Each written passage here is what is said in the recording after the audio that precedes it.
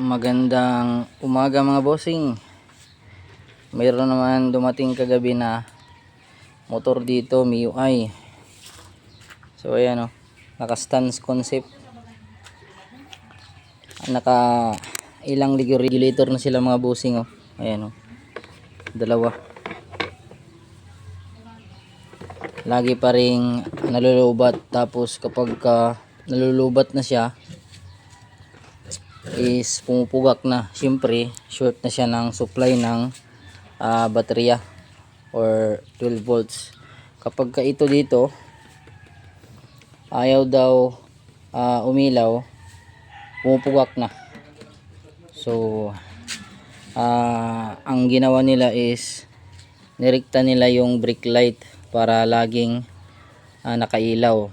So kapag ganoon ang senaryo mga boss is okay yung kanyang takbo, hindi siya pupugak. So ayan yung tinitingnan natin ngayon kung bakit naging ganyan. So ayan mga boss, try natin ito. Nakaapat na siyang mekaniko, pang 5 tayo, at nasa almost 10,000 na yung kanyang gastos. Hindi pa rin na-solve yung problema niya, kaya dinala sa atin kagabi mga boss. So ayan, tingnan natin, try natin mga boss kung ma-solve natin yung problema na to. Okay na mga boss, na-solve na natin yung problema nito. 4 na regulator na yung gamit nila dito ni bossing. So pumupugak kapag wala daw ilaw yung brake light. Pero ngayon mga boss, okay naman. Tapos chinik ko yung charging system niya.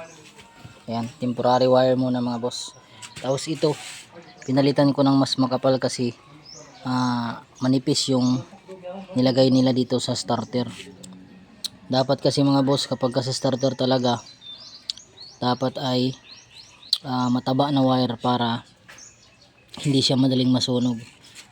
Sunog din yung sa nito mga boss, kaya dinayre ko muna. Ayan, hindi pa natin nilagyan ng fuse. So naka downdraft nga pala ito mga boss, stock engine, stock ECU. Ayun So binalot ko na ng tip dito kasi may may nakita kong naka-expose na wire.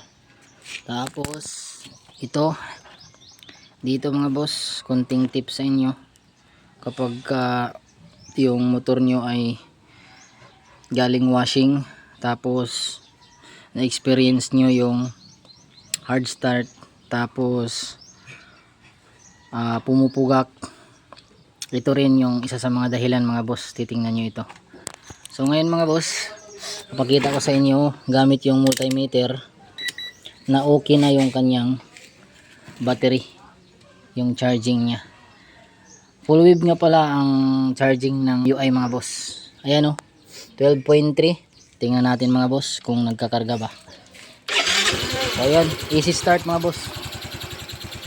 Putol nga lang yung kanyang cable, kaya dito tayo mag ng accelerator. Ayan tingnan natin mga boss, 13.5 yung kanyang reading mga boss.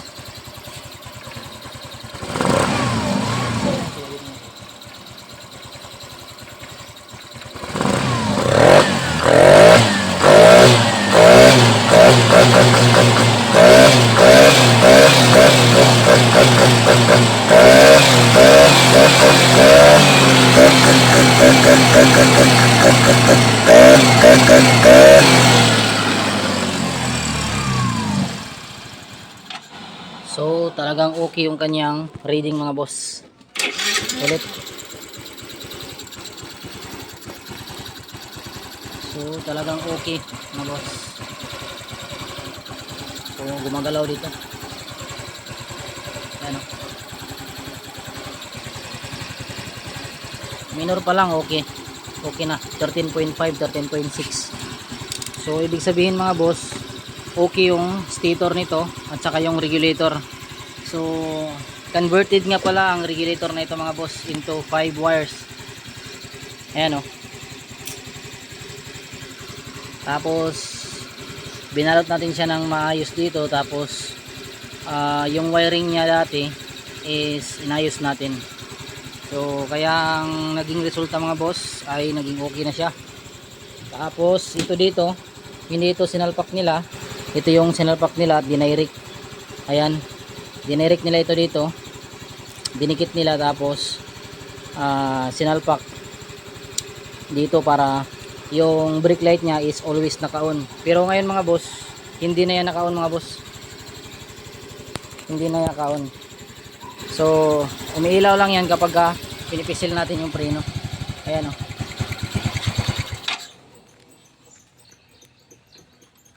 So ayan, gumagana na yung kanyang salikuran. So converted nga pala ito into digital na speedometer dashboard. So yun lang mga boss. Kapag pumupugak yung motor nyo, okay naman yung engine, tingnan nyo sa wiring. Tapos nakailang palit na kasi ito ng regulator. Hindi nila nakakita yung pinaka problema mga boss kasi wala silang tester. So ang pinaka option nila last is papalitan sana nila ng stator coil, pero okay pa naman yung stator coil. Chiniko naman yung continuity niya, okay naman, yung sa pulser okay naman. So kaya wala tayong pinalitan mga boss, wiring lang, naging okay na siya. Ito yung lumang dalawang regulator rectifier mga boss. Ayan. So okay na, solved na. Jimmy's Arty, peace. Ayan na mga boss, i-testing na namin. So easy start lang. So ayan o.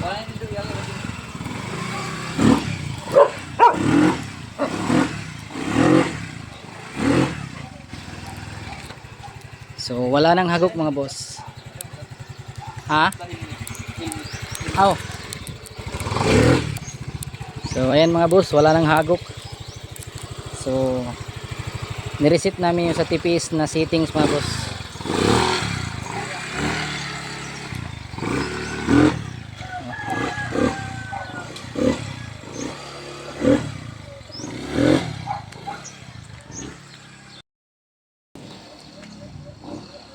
Ayan na mga boss, natistra na ng medyo malayo.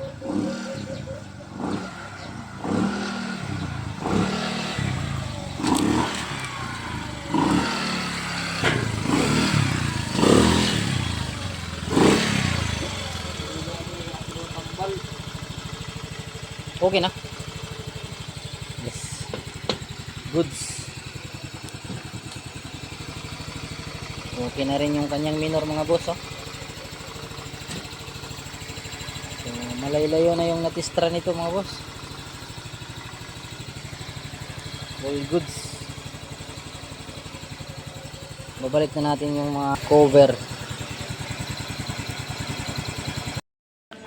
So ito na mga boss yung final nya. Natapos na natin ibalik lahat ng cover. At ang ginawa nga pala natin dito mga boss is yung wiring lang sa may stator side na banda, yung wiring sa may regulator rectifier na converted into 5 wires na mga boss, pang full wave pa rin kasi yung MIUI is full wave naman ito. So chinik ko yung dalawang white wire, ang continuity nila is okay naman. Tapos ibig sabihin nun is walang putol. So nag-proceed tayo doon sa may pulser mga boss. Ang nakita ko naman is okay naman yung kanyang ohms. So pasado pa, nasa 200 plus pa. I think 245 bata yung ohms ng kanyang pulser. So okay yun mga boss. Tapos ang nakita kong isa sa mga problema mga boss is yung sa starter niya na banda mga boss, yung wire dito mga boss. Ayan. Kaya pala hirap mag-start din kasi manipis yung wire na nilagay nila, kaya nilagyan natin ng spare natin na wire pang XRM125, pang starter pa rin yan mga boss, mataba na. Tapos ito talaga mga boss, isa rin ito sa mga tinitingnan natin. Makikita mo may continuity ito, pero ang pinaka problema mga boss is yung wire ng fuse box na ito mga boss. kasi kinalawang na at saka manipis na mga bossing. Kahit na palitan mo yan ng bagong ito fuse, kapag ganun yung status ng wire mo at saka fuse box, is walang magiging magandang resulta mga bossing. Tapos na-check ko na yung kanyang battery. Yung issue kasi ng motor na ito is pumupugak at saka laging nalulubat. So isa rin ito mga boss, yung fuse box na ito at saka yung wiring. Tapos okay na yung sa charging system niya. Habang naka-idle mga boss ay nasa 13.5, 13.6. Ngayon mga boss, galing test run kanina, almost 15 kilometers, balikan mga bossing. Pagbalik niya, yung voltahe nito kapag ni-rave is umaabot ng 14.5, 14.6, which is good mga bossing. So ibig sabihin, nagkakarga siya ng maayos at nagtatrabaho ng maayos yung kanyang regulator at saka yung stator. So balak nila itong palitan ng stator mga bossing, at pinalitan nga nila ito ng regulator rectifier ng 2 beses. So ayan mga boss, pero sabi ng may-ari 4 na yung regulator na ginamit nila, hindi pa rin na solve yung problema. So ngayon okay na. Tapos nag-reset tayo sa voltage ng tinawag ito yung sa TPS mga bossing. Wala tayong diagnostic tool, pero marunong tayong gumamit ng multimeter at marunong tayong mag-test ng voltage sa TPS while naka-idle at naka-full throttle. So ayan mga bossing, tingnan natin. Pang-4 na tayong mekaniko nito mga boss, ay pang-5 na pala, kasi 4 ng mekaniko yung nag-try nito at almost 10,000 na yung gastos, pero hindi pa rin ma-solve yung problema. So ayan, kaunti na lang pala yung kanyang gasolina mga bossing. So ayan pero try pa rin natin. So ayan mga boss, wala nang hawak ito mga boss.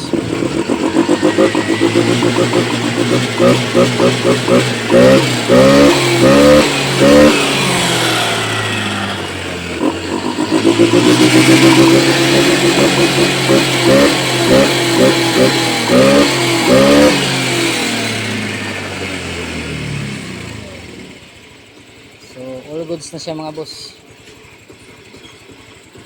So yung ECU na pala ito mga boss ay naka remap pala, kaya ganyan yung kanyang idle mga boss, parang naka idle rumble mga boss ng kaunti. So ayan, medyo wala na tayong gas mga boss. Ayan, namatay na siya. Tayo na natin. So ayun, salamat sa taas dahil na-solve na yung kanyang problema. 1 month yung panahon na nag-standby ito mga boss, dahil sa nawala na sila ng pag-asa. Pero nag-try tayo mga boss, hindi tayo magaling pero marunong na tayo tumingin ng mga simple at basic na mga problema ng motor. Kaya maraming salamat sa pagtitiwala sa may-ari nito. Shout out sa iyo, alam mo na kung sino ka. Peace.